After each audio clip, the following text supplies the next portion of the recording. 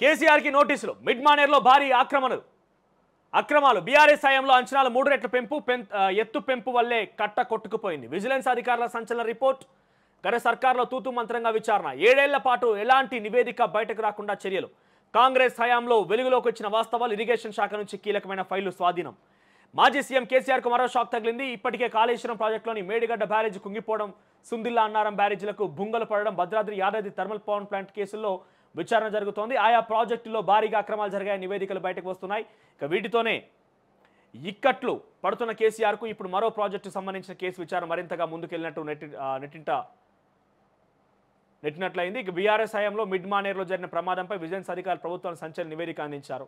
So mid Maner మీద కూడా కేసీఆర్ నోటీసులు రాబోతున్నాయట.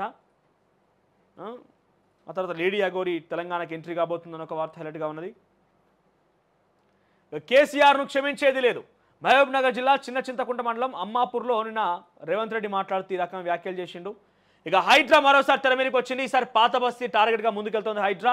కొన్ని రోజులుగా నిశ్శబ్దంగా ఉన్న హైడ్రా ఇప్పుడు మళ్ళీ పని ప్రారంభించింది. తాజాగా Hyderabad disaster response and asset protection agency శనివారం ఫిలిం నగర్, రాజేంద్ర నగర్ ఫిర్యాదు ఆధారంగా ప్రధాన రహదారులపై అనధికారిక నిర్మాణాలు కూల్చివేసింది. మొదటగా ఈ నిర్మాణాలకు సంబంధించిన తనిఖీలు చేశారని, ఇంటూ సరిహద్దు గోడ షెడ్తో సహా నిర్మాణాలు రహదారిని ఆక్రమించినట్టుగా ధృవీకరించాయి. అయితే ఆ తర్వాత కూల్చివేత ప్రారంభించారు. కూల్చివేత అనంతరం చెత్తను తొలగించారు. ఫిలిం నగర్ రోడ్ నెంబర్ 1లోని శంకర్ విలాస్ చౌరస్తాలో మహనీయుల విగ్రహాల వెనుక 290 గజాల స్థలంలో రేకుల షెడ్డుతో పాటు భవనం నిర్మాణం ఉంది. ఇక సొసైటీ లేఅవుట్లో ఈ స్థలం జిహెచ్ఎంసీ రోడ్డు అని చూపిస్తోంది. సొసైటీ ప్రతినిధులు దీన్ని మహిళా మండలి పేరుతో ఆక్రమించుకున్నారని స్థానికులు హైడ్రా కమిషనర్ రంగనాథ్ పాటు స్థానిక జిహెచ్ఎంసీ అధికారులకు ఫిర్యాదు చేశారు. సో మొత్తం ఇది అంశం. ఎటు చూసినా కూడా హైడ్రా మరోసారి బయటికి రాబోతుంది. ఈసారి ఫుట్పాత్ల వంతు కాబోతోంది. సో ఎస్, మేము కోరేది ఏంటంటే ఫుట్పాత్ల దగ్గర ఎల్ఎన్టీ సంస్థ ఇష్టానుసారంగా మెట్రో వ్యవహారాలు ఇచ్చిన వాళ్ళకి కానీ ఫుట్పాత్లు ఆక్రమించమని ఇవ్వలే కదా. ఫుట్పాత్ల మీద ఎల్ఎన్టీ సంస్థ ఇష్టానుసారంగా లీజుకి ఇచ్చి పడేస్తున్నది, వాళ్ళ సొంత ఆస్తున్నట్టుగా చేస్తుంది.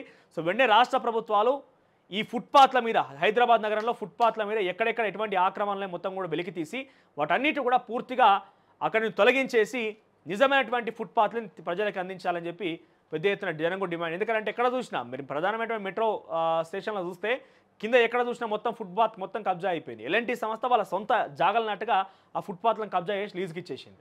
చూద్దాం మరి ఏం చేస్తారనేది. అసలైన తొలి వెలుగు. ఫాలో వాట్సాప్ @తొలి వెలుగు official.